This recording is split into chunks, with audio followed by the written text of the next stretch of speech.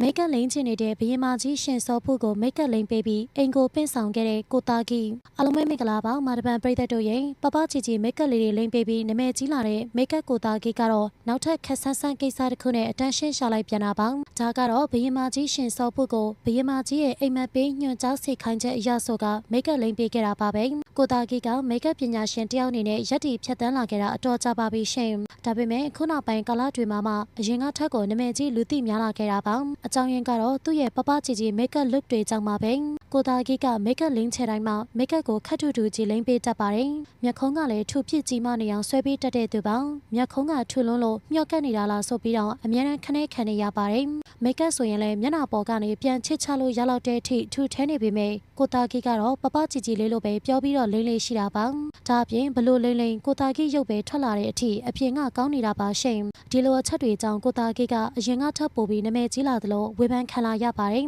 ဒါပေမဲ့ကိုသားကြီးရဲ့ fan တွေကလည်းရှင်းနေစမြဲပဲရှင်ဒါကြောင့်လည်းကိုသားကြီးကတမင်တကာအတန်းရှင်းနေရှာတာတောင်ရှိလာတာပါကိုသားကြီးဟာလူတွေမဟုတ်ပဲရုပ်တုတွေကိုပါမိတ်ကပ်လိန်ပြပါတယ်အမတော်မြနန်းတွေတို့လိုရုပ်တုတွေကိုမိတ်ကပ်တွေလိန်ပြရင်းနဲ့အတန်းရှင်းရှာခဲ့တာပါလက်ရှိမှာလည်းကိုသားကြီးကဘရင်မကြီးရှင်စောဖို့ရုပ်တုကိုပါမိတ်ကပ်လိန်ချေပြလာပြန်ပါတယ်ဘရင်မကြီးရှင်စောဖို့ကကိုသားကြီးကိုမိတ်ကပ်လိန်ချင်တယ်လို့အိမ်မက်ပေးလာခဲ့တာကြောင့်ရုပ်တုမှာလက်ဆွမ်းတော့ပြခဲ့တာပါအိမ်မက်အရာဘရင်မကြီးရှင်စောဖို့ကကိုသားကြီးနဲ့ပဲမိတ်ကပ်လိန်ချင်တယ်လို့ပြောခဲ့တာဖြစ်ကောကိုသားကြီးကလည်းဝမ်းသာအားရနဲ့လိန်ပေးခဲ့တာဖြစ်ပါတယ်မိတ်ကပ်လိန်ပြီးတဲ့နောက်မှာတော့ဘရင်မကြီးရှင်စောဖို့ရဲ့ရုပ်တုအပါဝင်ဘရင်မကြီးကိုးကွယ်ခဲ့တဲ့ရှေးအောင်ဖျားတွေကိုပါအိမ်ကိုပင့်ဆောင်ပူဇော်ခဲ့တာဖြစ်ပါတယ်အဆိုပါရှေးအောင်ဖျားတွေဆိုတာတကယ်ကိုဖူးမြော်ပူဇော်ဖို့ခက်ခဲလာတဲ့ဖျားဆင်းတူတော်တွေပါပူဇော်ဖို့အတွက်ဆရာတော်ကြီးတွေစီမှာကြိုတင်စီရင်ပေးထားရပြီးကိုယ်အလှည့်ရောက်ဖို့နှစ်ချီဆောင်ရတာဖြစ်ပါတယ်ဒါပေမဲ့ကိုသားကြီးကတော့ကံကောင်းထောက်မစွာနဲ့ဂျားထဲမှာပူဇော်ဖို့ပြောထားတဲ့အိမ်တိန်ကမပင်ဖြစ်တော့တာကြောင့်အကြာကြီးမဆောင်ရပဲခဏနဲ့ပင်ခွင့်ရခဲ့တာပါ